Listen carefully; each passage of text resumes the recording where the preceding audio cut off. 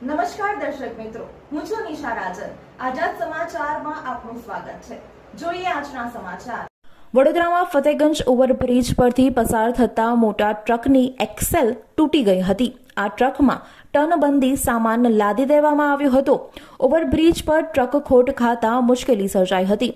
વડોદરામાં એક ટ્રકે અસંખ્ય વાહન ચાલકો માટે મુશ્કેલી સર્જી હોય તેવી ઘટના સામે આવી છે।